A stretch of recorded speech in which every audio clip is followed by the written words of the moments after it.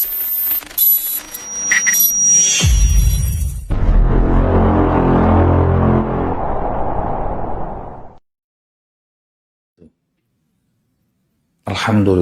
nahmaduhu ta'ala wa nasta'inuhu wa nastaghfiruh wa na'udzu billahi min syururi anfusina wa sayyiati a'malina. May yahdihillahu fala mudilla lahu wa may yudlilhu fala hadiya lahu.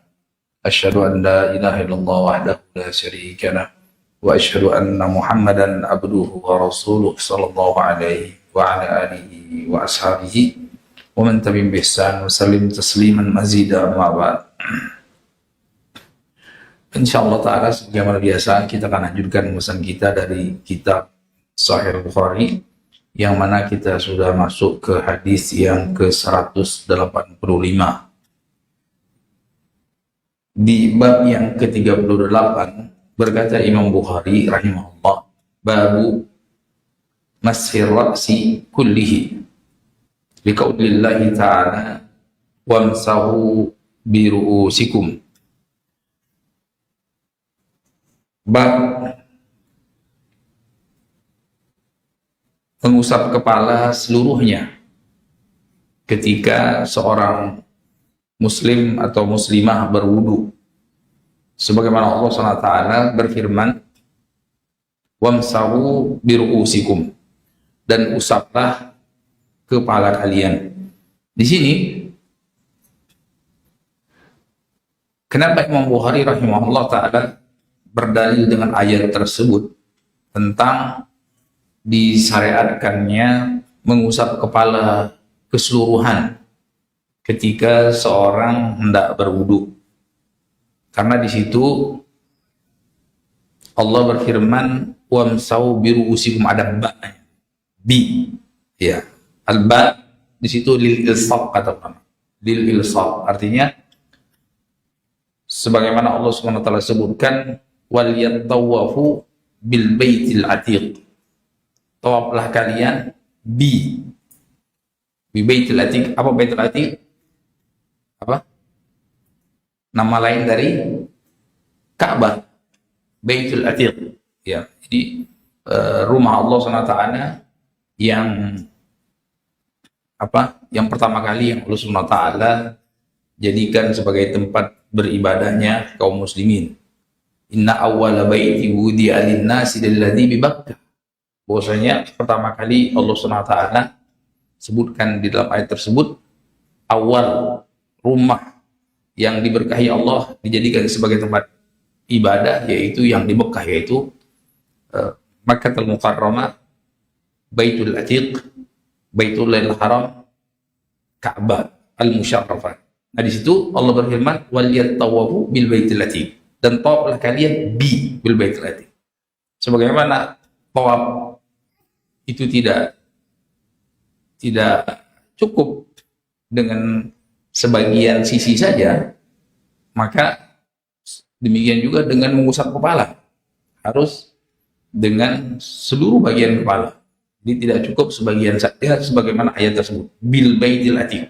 Jadi mulai dari Hajar Aswad kembali lagi kepada Hajar Aswad. Itu pun kalau tawaf 7 kali. Tapi kalau mengusap kepala dengan ayat ini, dan akan semakin jelas hadis yang akan disampaikan. Hadis yang akan disampaikan oleh Imam Bukhari rahimahullah, bagaimana Rasulullah SAW mempraktekkan ketika berwudu, tatkala mengusap kepala itu beliau secara keseluruhan. Nanti akan disebutkan badal bi muqaddami ra'sihi hatta dhahaba ila qafah, mulai dari pangkal rambut dengan kedua telapak tangan sampai ke belakang, kemudian balik lagi ke depan. Itu sangat jelas hadisnya. Waqala Musayyib, berkata Imam Ibn Musayyib, Sa'id Ibn Musayyib, beliau mantunya Abu Hurairah radhiyallahu ta'ala anhu. Al-mar'atu bimanzilatir rajuli tamsahu ala ra'siha. Dan perempuan sama saja, itu seperti laki-laki mengusap kepalanya, mengusap kepalanya. Usuila Malikun, ditanya Imam Malik rahimahullah, ayujzi'u an yamsaha ba'da ras? Apakah boleh mengusap sebagian kepala? Kemudian beliau berdalil dengan hadis Abdullah bin Zaid. Hadis Abdullah bin Zaid yang akan kita bawakan ini menunjukkan bahwasanya baginda Rasulullah SAW mengusap kepala tidak mencukupkan dengan sebagiannya saja, tapi secara keseluruhan. Dan kita tahu mazhab yang masyhur dari Imam Malik rahimahullah bahwasanya beliau mewajibkan mengusap kepala dari pangkal rambut ya sampai ke tengkuk, kemudian balik lagi ke pangkal rambut. Di sini disebutkan, berkata Imam Bukhari rahimahullah, qala haddatsana Abdullah bin Yusuf at-Tinnisi qala akhbarana Malik an Amr bin Yahya al-Mazini an abihi anna rajulan qala li Abdullah bin Zaid wa huwa jaddu Amr bin Yahya atastati'u an turiyani kaifa kana Rasulullah sallallahu alaihi wasallam yatawadda. Dia berkata kepada sahabat yang mulia Abdullah bin Zaid, apakah engkau bisa memperlihatkan kepadaku bagaimana tata cara Rasulullah Sallallahu Alaihi Wasallam ketika berwudu? Ya, karena engkau sahabat Nabi, tentu engkau bolak-balik melihat bagaimana Rasulullah Sallallahu Alaihi Wasallam berwudu, bagaimana Rasulullah Sallallahu Alaihi Wasallam sholat, dan seterusnya dari berbagai macam ritual-ritual keseharian baginda Rasulullah Sallallahu Alaihi Wasallam. Ya, jadi tabiin pun itu tidak mereka-reka. Daripada katanya-katanya, mending langsung tanya kepada, kebetulan yang di situ hadir sahabat Abdullah bin Zaid. Abdullah bin Zaid, engkau sahabat Nabi. Sehari-hari engkau seringkali melihat Nabi berwudu seperti apa? Ya, coba perlihatkan kepadaku bagaimana engkau melihat Rasulullah SAW berwudu. Ya. Kemudian qala Abdullah bin Zaid, na'am. Ya. Fada'a bima'in. Kemudian Abdullah bin Zaid meminta diambilkan air. Ya, meminta diambilkan air dalam bejana atau dalam ember atau dalam yang sejenisnya, tempat air. Fa'abragha ala yadayhi. Kemudian beliau tuangkan ke dalam dua telapak tangannya, diambil air. Faghasala marratain. Ya, faragha ala yadayhi faghasala marratain. Kemudian beliau basuh kedua telapak tangannya. Ya, itu sudah pernah kita bahas, hukumnya sunnah. Ya, setelah dibasuh kedua telapak tangannya, di sini disebutkan 2 kali. Ada riwayat yang mengatakan 3 kali, ada riwayat yang mengatakan sekali. Kemudian summa matmadha wastantara talatan. Kemudian beliau kumur-kumur dan memasukkan air ke rongga hidung 3 kali. Kumur-kumur, masukkan air ke mulut. Dalam sebagian riwayat ada yang menyebutkan dengan 1 tangan, ada yang dengan 2 telapak tangan. Ya, tidak masalah. Memasukkan air ke rongga mulut, kemudian kumur-kumur, memasukkan air ke rongga hidung, kemudian dising-singkan 3 kali. Dalam hadis ini selintas atau zahirnya kita lihat bahwasanya itu dengan 1 kali gerakan. Jadi enggak kumur-kumur dulu kemudian masukkan air ke rongga hidung, enggak, tapi sekaligus. Kumur-kumur, ya, masukkan air ke rongga mulut, sekaligus memasukkan air ke rongga hidung. Itu sebagaimana yang diperlihatkan Abdullah bin Zaid ketika beliau mencontohkan seperti apa Rasulullah SAW berwudu. Tsumma ghasala wajhahu thalathan. Kemudian beliau membasuh mukanya 3 kali. Membasuh mukanya 3 kali. Kemudian tsumma ghasala yadayhi marrataini. Kemudian setelah membasuh mukanya 3 kali, beliau membasuh tangannya 2 kali. Jadi tangan kanan 2 kali, tangan kiri 2 kali. Nah, ini salah satu dalil bahwasanya 3 kali itu ideal. Tapi boleh 2 kali, boleh sekali. Sunnahnya 3 kali ketika membasuh tangan. Tapi ini tadi muka 3 kali. Berarti ada yang selang-seling, ada yang sekali, ada yang 2 kali, ada yang 3 kali, tidak masalah. Ya, ada riwayat yang muka 3 kali, tangan 3 kali, kemudian membasuh kaki 3 kali, ada yang selang-seling seperti ini. Ada yang 2, ada yang 3, ya, ada yang 1, tidak pula masalah. Beliau membasuh dari ujung tangannya sampai ke siku. Sampai ke siku. Dalam sebagian riwayat, hatta saro'a ila abulaihi. Sampai ya, dia putarkan di sikunya dengan membasuh air sampai agak naik sedikit ke pangkal lengannya. Kan secara otomatis tuh. Tidak mungkin orang ngepas banget sampai ke siku. Nah, yang diajarkan Rasulullah SAW supaya lebih maksimal sampai agak naik sedikit ke pangkal lengannya. Tapi tidak perlu berlebihan sampai ke ketiak. Ya. Walaupun ada hadis yang berbunyi inna ummati yuda'auna yaumal qiyamati ghurran muhajjalin min atharil wudu. Man istata'a minkum an yutila ghurrata falyaf'al. Ada hadis yang berbunyi sesungguhnya umatku itu nanti akan dipanggil di hari kiamat, kemudian diperlihatkan kilauan bekas wudu, ghurran muhajjalin.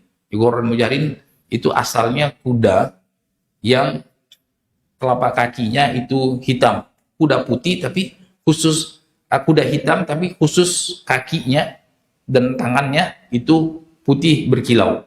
Nah, di sini sebagian salaf atau sebagian sahabat ada yang memahami ya dari hadis tersebut, oh kalau begitu biar maksimal sampai ke pangkal ketiak. Ya, ketika membasuh kaki sampai ke lutut. Nah, ini yang seperti itu tidak benar. Yang benar apa yang telah dicontohkan oleh Rasulullah SAW. Jadi ketika Rasulullah SAW mengatakan seperti itu, bahwasanya umatku nanti akan dipanggil hari kiamat dan dikenali nanti di hari kiamat dengan muka berkilau, tangan berkilau, kaki berkilau, bercahaya karena bekas wudu. Tapi itu bukan anjuran untuk menyuruh sampai ke pangkal paha atau sampai ke ketiak, enggak. Kita lihat bagaimana Rasul mencontohkannya, ya kan? Mencontohkannya berwudu sempurna, ya cukup dari ujung jari sampai ke siku, lebih sedikit lah tak masalah. Ya, sebagaimana nanti akan membasuh kaki sampai ke mata kaki dalam sebagian riwayat hatta syara'a ila saqaihi, sampai agak sedikit naik sedikit ke di atas mata kaki atau ke pangkal betis gitu, tidak sampai ke lutut apalagi pangkal paha gitu. Mentang-mentang kepingin dapat kilaunya semakin mengkilat nanti di hari kiamat, tidak seperti itu. Ya. Kemudian thumma masaha ra'sahu biyadayhi fa aqbala bihima wa adbar, bada'a bi muqaddami ra'sihi hatta dhahaba bihima ila qafahu thumma raddahuma ila al-makan alladhi bada'a minhu. Kemudian Rasulullah SAW mengusap kepalanya dengan kedua telapak tangannya. Iya. Kalau mengusap itu beda dengan membasuh. Kalau membasuh kan mengambil air. Jadi kesannya dibanjur. Muka itu dibanjur. Tangan dibanjur. Tapi kalau kepala itu tidak dibanjur. Sekedar basah. Muballal kata Umar. Muballal. Ya. Jadi sekedar basah. Ya. Kemudian di situ dijelaskan dengan kedua telapak tangannya, fa'aqbala bihima, mulai dari pangkalnya, ya, dari pangkal kepala sampai ke tengkuk, ya, sampai ke tengkuk, hatta dhahaba ila al-qafah, thumma raddahuma ila makan alladhi bada'a minhu. Kemudian Rasulullah balikkan kembali ke tempat pangkal dia mengusap rambutnya atau mengusap kepalanya tersebut. Ya, ini hadis ini menunjukkan sekali, ya, menunjukkan sekali. Dalam sebagian riwayat, sekaligus Rasulullah SAW dengan satu kali tidak mengambil air yang baru, itu membersihkan atau memasukkan telunjuknya ke telinganya, ke rongga telinganya, kemudian dua ibu jarinya bagian belakang telinga. Itu sebagaimana hadis yang telah kita baca pada pertemuan yang lalu dan menafsirkan hadis ini. Artinya hadis yang satu dengan hadis yang lain saling melengkapi selama dia sahih dari Rasulullah Shallallahu Alaihi Wasallam. Di sini disebutkan sekali, mengusap kepala sekali, mengusap telinga sekali. Tidak ada hadis yang sahih yang menunjukkan Rasulullah SAW mengusap kepala atau telinga 3 kali. Enggak, sekali. Jadi seluruh mengusap itu cuma sekali. Termasuk mengusap kepala, mengusap telinga, dan mengusap khuf. Kalau seandainya kita pakai khuf, nanti akan kita sebutkan. Khuf itu ketika seorang muslim berwudu, ya, kemudian dia memakai alas kaki, menutup mata kaki, dari kulit kah atau dari yang lainnya, ini ketika nanti batal, hendak berwudu lagi, boleh langsung mengusap. Artinya berwudu seperti biasa, ya, mengusap sampai mengusap kepala dan telinga, kan semestinya membasuh kaki. Tapi karena dia sudah pakai alas kaki atau kaos kaki atau khuf, dalam keadaan dia bersuci, cukup mengusap sekali saja. Dalam hadis itu sekali saja. Kenapa? Karena kata ulama, al-mas mabniyun ala takhfif. Mas, jadi bentuk yang sifatnya mengusap itu adalah rukhsah, keringanan, dibangun di atas hal yang meringankan. Sehingga apa? Sehingga tidak perlu 3 kali, cukup sekali. Berbeda dengan membasuh. Membasuh kan membanjur, terus tanpa digosok-gosok sedikit dan lain sebagainya supaya semakin maksimal bersihnya. Itu 3 kali. Tapi hal yang berkaitan dengan mengusap kepala atau mengusap khuf, riwayat yang sahih itu semuanya menunjukkan sekali-sekali. Dan itu yang lebih masuk akal. Artinya yang masuk nalar. Lebih masuk nalar yang sehat. Berbeda dengan membasuh. Makanya kita jumpai kalau membasuh semuanya 3 kali. Tsumma ghasala rijlaihi. Kemudian Rasulullah SAW membasuh kedua telapak kakinya sampai ke mata kaki. Dalam sebagian riwayat sampai agak sedikit naik ke pangkal betisnya. Itu otomatis. Ya, otomatis, tidak mungkin pas persis di mata kaki, tapi disebutkan dalam sebagian riwayat Rasulullah membanjur atau membasuh kakinya sampai ke pangkal betisnya, Nah, jamaah yang dimuliakan Allah SWT, di dalam hadis ini bahwasanya Imam Bukhari rahimahullah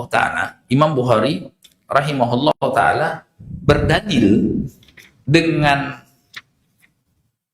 hadis ini untuk menunjukkan pendapat sebagian ulama. Ya, pendapat sebagian ulama yang mewajibkan ketika membasuh kepala itu semuanya, jangan sebagiannya saja, sesuai dengan hadis ini. Ya, hadis ini kan sangat jelas dan gamblang. Dan ini pendapat Imam Malik, pendapat Malikiyah, dan pendapat Hanabilah. Tapi harus diakui sebagian ulama yang lain, terutama dalam mazhab Syafi'iyah dengan mazhab Hanafiyah, ya, Hanafi itu membolehkan untuk mencukupkan sebagian kepala. Ya, walaupun mereka berselisih paham sebagian itu berapa? 1/4 kan sebagian, 1/8 sebagian, 1/3 sebagian. Berbeda dengan kalau keseluruhan, ya total, berarti dari pangkal ke belakang, balik lagi ke depan. Nah, berbeda dengan kalau sebagian. Nah, ini terjadi perbedaan pendapat di antara ulama. Kalau dicukupkan sebagian itu berapa? 1/10, 1/8, 1/4, setengah, atau 2/3, kan semuanya, atau 1/3. Nah, itu ada perbedaan pendapat. Nah, ulama yang mengatakan boleh mengusap sebagian itu berdalil dengan sebuah hadis yang sahih pula, yaitu pernah suatu kali Rasulullah SAW mengusap jambulnya, jadi rambut yang dipangkal, lalu mengusap sorbannya. Mengusap sorbannya. Jadi jambul sedikit sekalian sorban. Hadisnya sahih. Hadisnya sahih. Di situ menunjukkan Rasulullah SAW mengusap sebagian kepalanya atau sebagian rambutnya. Tapi sebagian ulama yang mengatakan itu kondisinya beda. Kondisinya ketika kita mengatakan mengusap kepala seluruhnya, itu ketika di atas kepala enggak ada sorban. Ya, karena ulama membedakan antara sorban dengan kopiah, ya kan? Kopiah, apalagi kopiah seperti kita, kopiah songkok hitam gitu kan paling enak tuh. Tinggal ceplek gitu. Nggak perlu pakai tangan sebelah aja. Atau yang anak-anak sekarang yang pakai botol itu, flip-flop itu, iseng aja langsung nempel dia. Ya kan? Beda dengan sorban. Sorban kan setengah mati pakainya, harus dililit segala macam. Ya kan? Dan tidak budaya kita pula. Nah, ketika itu diberikan keringanan rukhsah. Seorang muslim kalau dia pakai sorban itu boleh mengusap sebagian ya jambulnya sedikit, kemudian mengusap sorbannya, imamahnya. Ya, dan tidak ada hadis yang sahih yang menunjukkan Rasulullah SAW ketika sedang tidak pakai sorban itu beliau mengusap sedikit. Yang ada kapan Rasulullah mengusap sedikit atau sebagian? Ketika sedang tidak pakai, ya, ketika Rasulullah sedang memakai sorban. Tapi ketika sedang memakai sorban, lihatlah hadis ini. Dari beliau usap kepalanya dari pangkal rambut sampai ke belakang, kemudian ke depan lagi. Itu kan bukan separuh, bukan seperempat, bukan seperdelapan, tapi seluruhnya. Ya, berbeda kecuali kalau sedang pakai sorban. Ya, kecuali kalau sedang pakai sorban, maka boleh mengusap sebagian dan mengusap sisanya sorbannya. Ya, paham ya? Ya, ini sebagaimana apa? Sebagaimana seorang muslim tidak boleh ketika berwudu sekedar mengusap kakinya. Kalau sedang tidak pakai khuf, kalau sedang tidak pakai alas kaki yang panjang sampai menutup mata kaki, nggak boleh kita usap kaki kita, kecuali pakai mazhab Syiah. Tapi kalau mazhab yang sesuai dengan Al-Quran dan Sunnah, itu kalau kaki harus dibasuh, ya kan? Tidak cukup dengan mengusapnya. Nah, ini sama juga. Kapan kita, kalau dikatakan kapan kita boleh mengusap sebagian kepala? Ketika berwudu, jawabannya ketika kita pakai sorban. Nah, kalau kita pakai sorban yang model orang Arab, orang Yaman, atau orang Sudan, itu yang paling susah, kayaknya orang Sudan gitu. Ya, itu dililit. Nah, ini maka diperbolehkan untuk mengusap sebagian kepala sekaligus mengusap sorbannya atau imamahnya. Tapi kalau sedang tidak pakai sorban, ya maka mengusap seluruhnya, sebagaimana itu yang dicontohkan Rasulullah SAW. Artinya apa yang datang dari Rasulullah SAW lebih amannya, ya lebih hati-hatinya, udah selesai, kita ikuti saja apa yang ditentukan Rasulullah SAW, baik dalam wudu ataupun dalam sholat maupun ibadah-ibadah yang lainnya. Ya, sebagaimana Rasulullah SAW bersabda, "Shallu kama ra'aitumuni usalli," salatlah kalian sebagaimana aku sholat. Demikian juga kita berwudu sebagaimana wudu yang telah dituntunkan oleh Rasulullah SAW. Kapan membasuh, kapan mengusap seluruhnya, kapan mengusap sebagiannya, itu semuanya telah disebutkan dalam hadis-hadis yang sahih dari Rasulullah SAW. Kemudian yang berikutnya,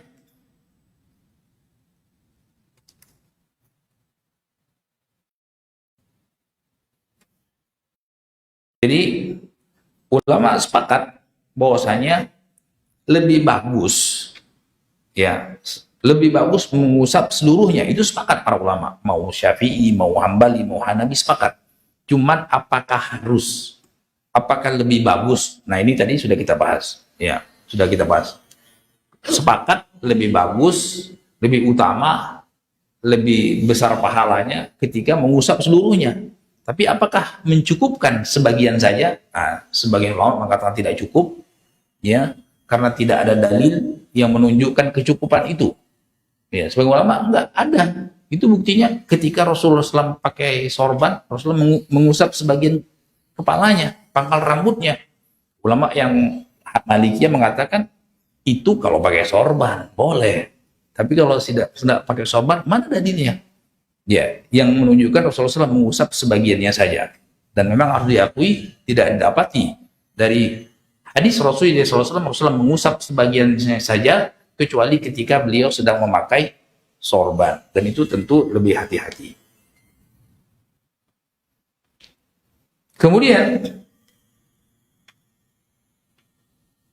selanjutnya disebutkan oleh Imam Bukhari rahimahullah di sini,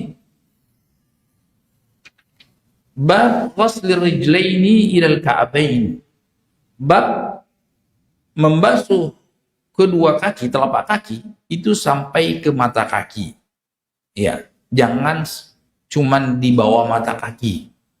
Dan ini relatif cukup tegas Rasulullah SAW dalam permasalahan membasuh kaki.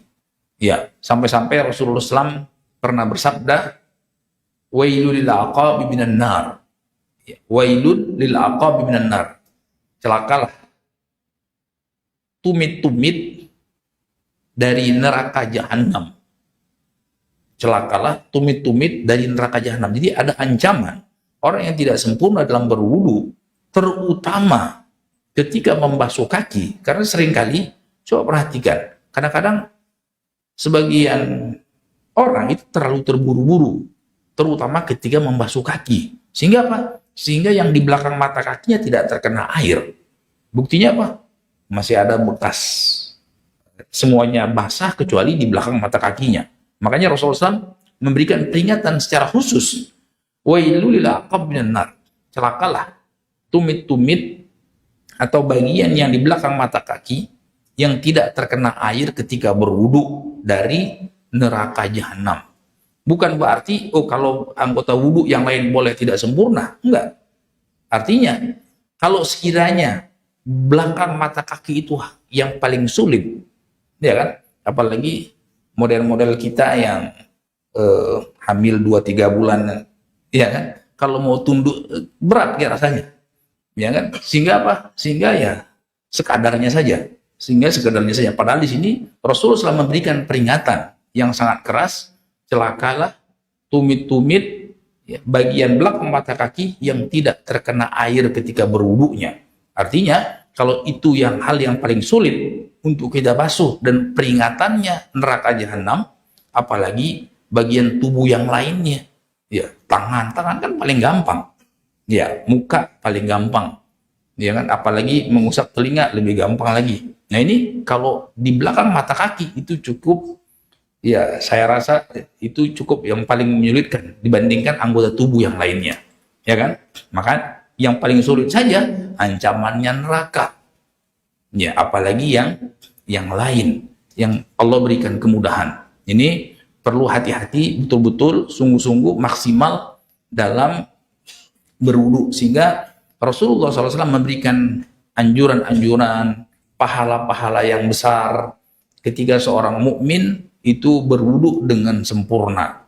Ya, man tawadda fa ahsanal wudu. Ya, itu biasanya ada keterangan. Siapa yang berwudu dan menyempurnakan wudunya. Jadi jangan sembarangan. Jangan sembarangan. Karena kaitannya apa? Dengan keabsahan sholat. Iya, wudu tidak sempurna, bagaimana sholat mau sempurna? Itu dimulai dari berwudu. Qala Bukhari rahimahullah, qala hadatsana Musa, qala hadatsana Wuhayb an Amr an Abi. Syahidtu Amr bin Abi Hasan sa'la Abdullah bin Zaid an wudu'in Nabi sallallahu alaihi wasallam fada bi tawrin min ma'in fatawadda'a lahum wudu'an Nabi sallallahu alaihi wasallam. Ini bagaimana kita lihat Imam Bukhari rahimahullah taala membawakan hadis untuk berdalil dengan suatu permasalahan yang lain. Kalau tadi kan berdalil dengan hadis yang sama, hadis Abdullah bin Zaid dengan hadis yang sama, itu tentang membasuh kepala keseluruhan ketika berwudu. Nah, ini dengan hadis yang sama, beliau berdalil tentang wajibnya membasuh kaki sampai ke mata kaki. Bahkan dalam sebagian riwayat ada yang menyebutkan sampai agak naik sedikit ke atas mata kaki ke pangkal betis, ya kan? Atas mata kaki sedikit itu sudah pangkal betis namanya. Ya. Nah di sini Imam Bukhari rahimahullah taala membawakan riwayat, kalau tadi lewat jalur Imam Malik, Abdullah bin Yusuf dari Malik bin Anas. Di sini Musa dari Uhayb. Ya, Musa dari Uhayb. Jadi rawinya Imam Bukhari itu subhanallah, Allah berikan keistimewaan Imam Bukhari dan para imam-imam ahlul hadis yang lainnya, ketika mereka menghafal hadis itu tidak kita jumpai mereka mencukupkan dengan satu sanad. Jadi satu hadis itu yang matannya tadi dari Abdullah bin Zaid, bahwasanya beliau melihat Rasulullah SAW berwudu, kemudian dia praktekkan wudunya seperti apa. Itu isi hadisnya. Tapi jangan sampai ke Abdullah bin Zaid, itu Imam Bukhari punya puluhan jalan, alias puluhan sanad. Dan itu beliau hafal di luar kepala. Dan itu ulama hadis merasakan itu sebagai keharusan. Kenapa? Karena mereka punya prinsip al-bab idza lam yujma' turuquhu lam yatabayyan khata'uhu. Bagaimana cara mengetahui itu satu hadis sahih atau tidak sahih? Ya harus tahu jalan-jalannya. Semakin banyak jalannya sampai ke Rasulullah SAW, dalam hadis sampai ke Abdullah bin Zaid sampai ke Rasulullah, itu akan semakin jelas kesalahan sebagian perawi-perawi dalam hadis tersebut. Nah, di situ biasanya akan ada melengkapi satu sama lainnya. Nah, di sini ada keterangan tambahan. Nah, ini pentingnya. Ya, walaupun ilmu ini hampir dikata ilmu yang sudah punah. Apa namanya? Jam'ut turuq, nggak ada ulama zaman sekarang. Ya, yang bisa menghafal seperti Imam Ahmad bin Hambal. Imam Ahmad bin Hambal hafal 1.000.000 hadis. 1.000.000 hadis itu bukan lafadznya innamal a'malu binniyat atau seperti di sini da'abi taurin min ma'if atau bukan. Tapi 1.000.000 hadis itu plus isi hadisnya dan jalan-jalannya, yang sahihnya, yang dhaifnya. Demikian Imam Bukhari rahimahullah taala disebutkan hafal 600.000 hadis. Maksudnya apa? Bukan isi matan hadisnya, tapi jalan-jalannya sekaligus. Ya, kadang-kadang satu hadis bisa puluhan atau ratusan sanad, dan itu mereka hafal dan merasa keharusan untuk menghafalnya. Ya, subhanallah, dengan keterbatasan Imam Ahmad bin Hambal jalan dari Baghdad sampai ke Son'a. Coba cek di Google Map berapa jarak Baghdad Son'a, jalan kaki. Coba lihat. Tapi Allah kasih berkah gitu. Kalau zaman sekarang kan harus pakai pesawat atau pakai telepon aja deh. Kirim WA jalurnya.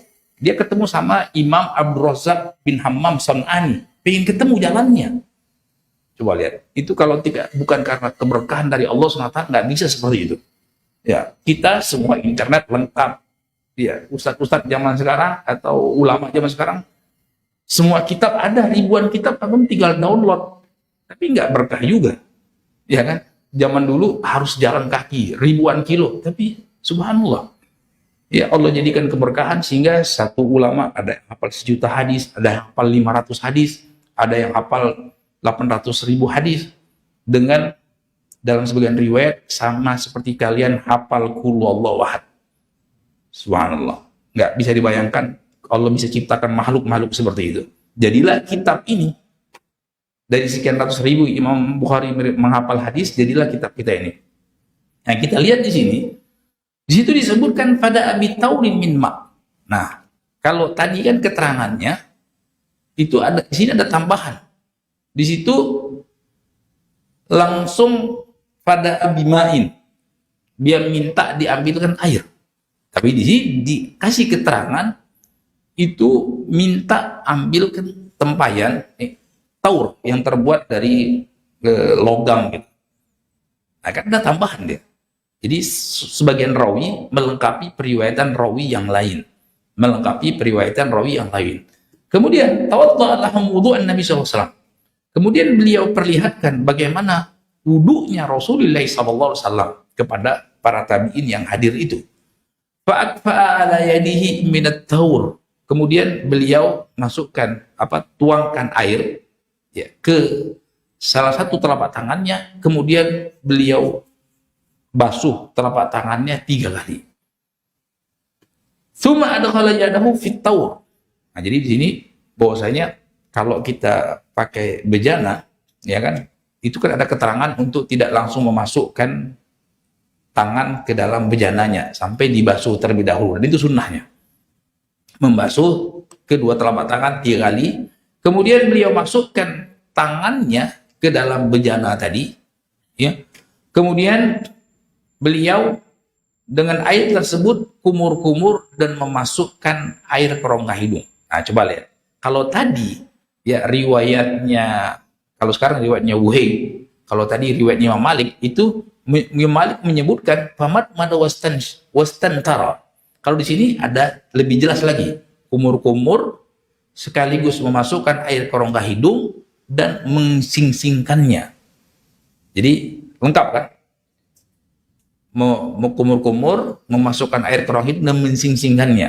Ya, ada tambahan istan dalam bahasa Arab, istan syaqa, memasukkan air ke rongga hidung, istan tara, mengeluarkannya kembali. Ya. Thalatha gharafat, 3 kali. Ya.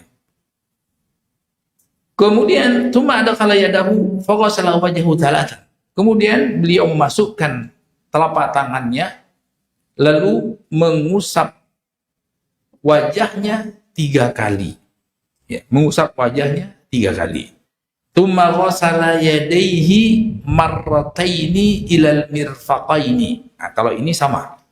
Ini sama. Kemudian beliau membasuh kedua telapak tangannya 2 kali, 2 kali. Kanan 2 kali, kiri 2 kali. Dari ujung jari sampai ke siku, dalam sebagian riwayat agak naik sedikit ke pangkal lengan. Tsumma adkhala yadahu famasa ra'sahu. Kemudian beliau masukkan air. Nah, cuman masaha, bukan menggosala. Jadi kalau masaha itu sekedar mengusap, sekedar basah saja.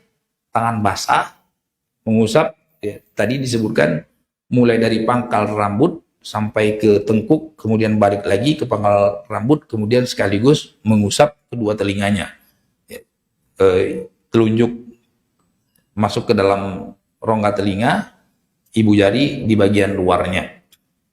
Nah, kemudian di situ dengan jelas dikatakan marrotan wahida.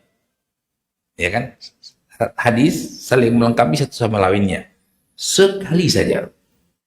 Ya, maka tadi saya katakan semua hadis yang sahih mengusap kepala dan mengusap telinga itu sekali saja, marratan wahidah, sekali saja. Ada hadis yang lebih dari sekali tapi tidak sahih. Kalau tidak sahih sebaiknya tidak diamalkan. Yang sahih itu sekali saja untuk mengusap kepala sekaligus mengusap telinga. Kemudian tsumma ghasala rijlaihi ilal ka'baini. Kemudian beliau membasuh kedua kakinya, telapak kakinya. Nah, ini ada tambahan keterangan ilal ka'baini, termasuk kedua mata kakinya. Kalau riwayat tadi Abdullah bin Yusuf dari Imam Malik rahimahullah itu cuma mengatakan membasuh kedua telapak kakinya, tidak ada keterangan ilal ka'baini. Ya, hadis ini sama-sama sahih, maka dia melengkapi satu sama lainnya, melengkapi satu sama. Itu maksudnya Imam Bukhari, para ulama kenapa menghafal hadis itu bukan cuma satu jalur, tapi berjalur-jalur, bukan satu sanad, tapi puluhan bahkan ratusan sanadnya sampai ke Rasulullah SAW dalam satu kasus. Ya, dalam satu kasus. Subhanallah. Ya, ilmu yang sangat mengagumkan. Ilmu, disiplin ilmu hadis, terutama yang berkaitan dengan ilmu ruwatul hadis, perawi-perawi hadis. Bagaimana para ulama menghafal perawi-perawi tersebut, lebih hafal dari hadis perawi tersebut dibandingkan perawi tersebut. Paham? Jadi misalnya Imam Bukhari, Imam Yahya bin Ma'in itu pernah suatu kali bertemu dengan Imam Nu'aim bin Hammad al-Khuzai. Dia gurunya Imam Bukhari juga, orang Mesir. Nu'aim bin Hammad al-Khuzai. Itu Imam Yahya bin Ma'in lebih hafal hafalannya Nu'aim bin Hammad daripada dia sendiri. Sehingga apa? Ketika beliau menyampaikan suatu hadis, kata Imam bin Ma'in, salah, bukan seperti itu. Kok bisa? Ya, kamu tidak pernah meriwayatkan hadis ini sebenarnya. Itu ada kesalahan perawi yang ada di tengah-tengah sanadnya. Ngotot dia. Enggak benar seperti ini. Salah. Kata, demi Allah itu salah, kata Imam Nawawi. Akhirnya penasaran, dia suruh sekretarisnya ambil kitab asalnya. Karena ulama itu kadang-kadang kitab asal itu dia sadur baru sampaikan. Diambil kitab asalnya dan dilihat ternyata benar seperti apa yang dikatakan oleh Imam Yahya bin Ma'in. Seperti itu. Dan itu bukan sekali dua kali kejadian, sering kali. Bagaimana Allah berikan kelebihan kepada sebagian ulama dalam menghafal hadis-hadis Rasulullah SAW sebagai bukti penjagaan agama ini. Jadi supaya orang tidak bisa berkata Rasulullah. Dari mana hadisnya? Ya kan? Pernah nggak cek kesohihannya? Benar tidak Rasulullah SAW berkata? Jangan-jangan cuman Israiliyat atau yang semisalnya. Tapi kita adzan dulu. Nanti kita lanjutkan sedikit setelah adzan.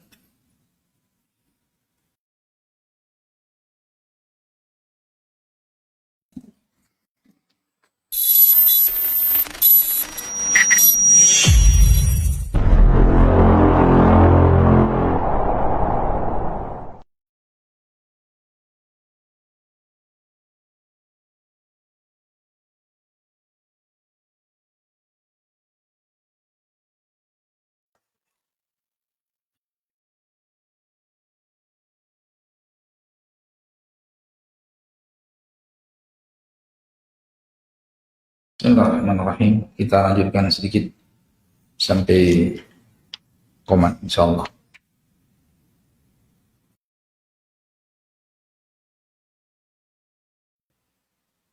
Bismillah. Faqala Imam Bukhari rahimahullah. Berkata Imam Bukhari rahimahullah taala. Qala babu istimali fadli wudu'in nas. Fadlu wudu'in nas. Wa amara Jarir bin Abdullah ahlahu an yatawadda'u bi fadli siwakihi. Bab keterangan dari sebagian hadis Rasulullah SAW bahwasanya sebagian sahabat Rasulullah SAW itu memakai sisa wudu Rasulullah SAW. Haddatsana Adam qala haddatsana Syu'bah qala haddatsana al-Hakam qala sami'tu Aba Juhayfa yaqul kharaja alaina Rasulullah sallallahu bil hajirah fa utiya bi wudu'in fatawadda'a fajala an-nas ya'khuduna min fadli wudu'ihi wa yatamassahuna bihi fa shalla Nabi sallallahu alaihi wasallam adh-dhuhra rak'ataini wal asr rak'ataini wa baina yadayhi anazah. Di situ disebutkan suatu kali baginda Rasulullah SAW itu safar bersama sahabat Rasulullah SAW sampai ke suatu daerah namanya Hajirah. Kemudian beliau didatangkan atau diberikan air wudu. Lalu di situ Rasulullah SAW berwudu.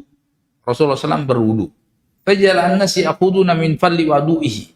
Kemudian para sahabat berlomba-lomba untuk mengambil sisa wudu Rasulullah SAW dan diusapkan di baju dan badan Rasulullah SAW.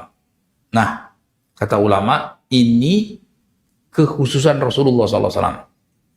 Ya, buktinya apa?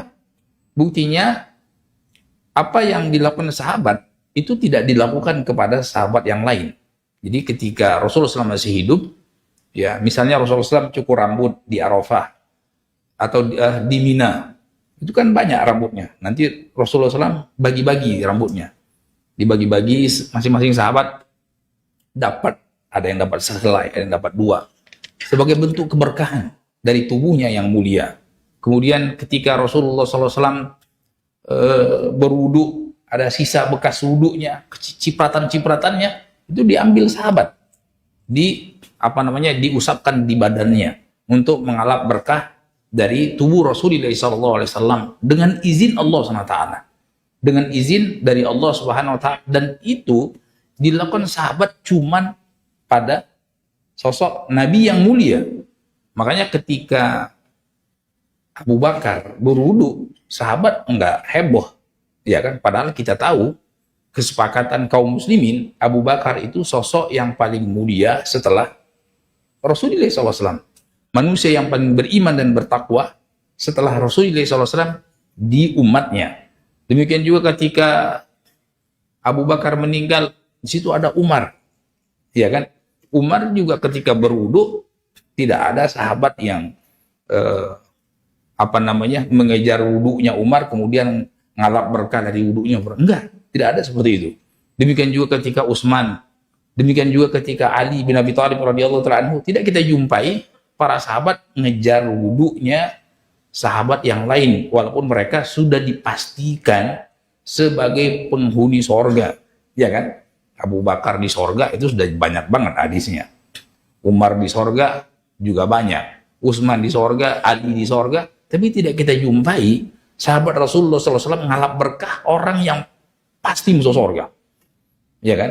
Apalagi orang yang kita belum tahu masuk sorga atau masuk neraka, kita nggak tahu. Kalau Abu Bakar, Umar, Utsman, sahabat yang ikut perang Badar dan lain sebagainya, itu kan ada stempel dari Allah, pasti masuk sorga, ya kan? Jadi orang yang masih berjalan di atas muka bumi itu sudah ada stempel, label di belakang atau di depan gitu, bisa ditulis kan apa istilahnya, calon penghuni sorga gitu. Calon penghuni sorga orangnya masih hidup, ya, orangnya masih hidup di atas muka bumi, seperti itu.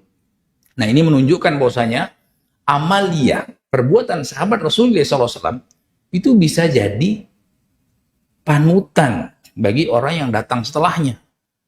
Makanya kata sahabat Ibnu Mas'ud, ya, sahabat Ibnu Mas'ud, ittabi'u wa la tabtadi'u faqad kufitum. Ikuti saja pola beragamanya kami, para sahabat Nabi, maka kalian akan cukup, selamat kalian. Jangan ngada-ngada, jangan nambah-nambah, jangan kurang-kurang. Cukup dengan pola yang telah dituntunkan, diajarkan oleh para sahabat Nabi.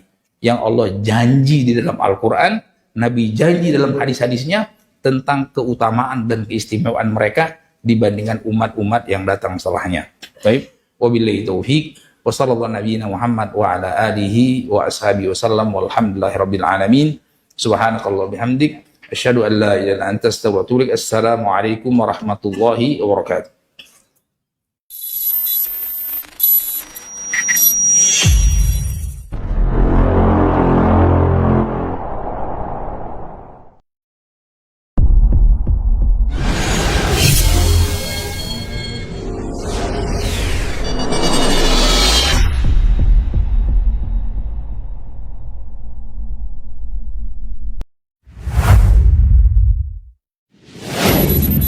Assalamualaikum warahmatullahi wabarakatuh. Saudara-saudariku, para pemirsa Hasil TV dimanapun Anda berada, himani wa rahimakumullah.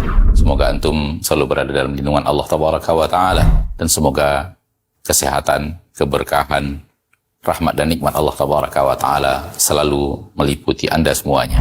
Ma'asyiral muslimin, ma'asyiral muslimat, dakwah merupakan sebuah tugas bersama dari umat Nabi kita tercinta Muhammad sallallahu alaihi wasallam. Allah Tabaraka wa Ta'ala menyuruh kita untuk meninggikan agama Allah Tabaraka wa Ta'ala dengan kemampuan yang kita miliki. Yang mampu dengan ilmunya, berdakwah dengan ilmunya. Yang mampu dengan tenaganya, berdakwah dengan tenaganya. Yang mampu menyumbangkan waktunya. Demikian juga yang mampu dengan hartanya, maka berdakwah dengan harta itu. Saudara-saudariku, para pemirsa Hasil TV dimanapun Anda berada, pada kesempatan yang berbahagia ini, saya mengajak Anda, pemirsa Hasil TV dimanapun berada, para pencinta Hasil TV dimanapun berada, untuk meringankan beban operasional yang dibutuhkan oleh Hasil TV di dalam mengemban suara dakwah yang agung ini. Mari infakkan sebahagian daripada yang Allah Tabaraka wa Ta'ala mudahkan kepada kita, dari apa yang Allah rezekikan kepada kita, guna kepentingan syiar dakwah melalui media-media, di antaranya adalah Hasil TV.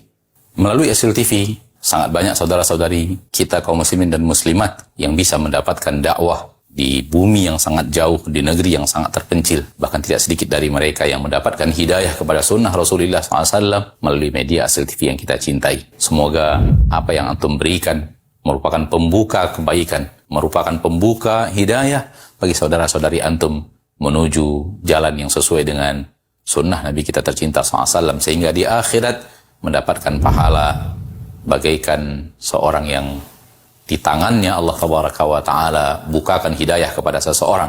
Seperti yang dikatakan Nabi kita tercinta SAW, la iyahdiyallahu bika rajulan wahidan khairun laka min humurin na'am. Sekiranya satu orang mendapatkan hidayah melalui dirimu, melalui usahamu, melalui apa yang telah engkau berikan, melalui apa yang telah engkau dakwahkan, maka itu lebih baik daripada unta merah. Sebagian para ulama mengatakan lebih baik daripada dunia dan perhiasannya. Sallallahu wasallam wa baraka wa an'am ala abdihi wa rasulihi Muhammad. Walhamdulillahi rabbil alamin. Assalamualaikum warahmatullahi wabarakatuh.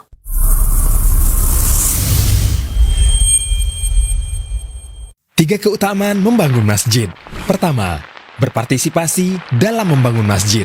Meskipun kecil, maka Allah Subhanahu wa Ta'ala akan bangunkan untuknya rumah di surga. Rasulullah SAW bersabda, "Man bana masjidan lillahi kamafhasi qatatin au asghara banallahu lahu baitan fil jannah." Siapa yang membangun masjid karena Allah Subhanahu wa Ta'ala, walaupun hanya selubang tempat burung bertelur atau lebih kecil dari itu, maka Allah Subhanahu wa Ta'ala akan bangunkan untuknya rumah di surga. Hadits riwayat Ibnu Majah.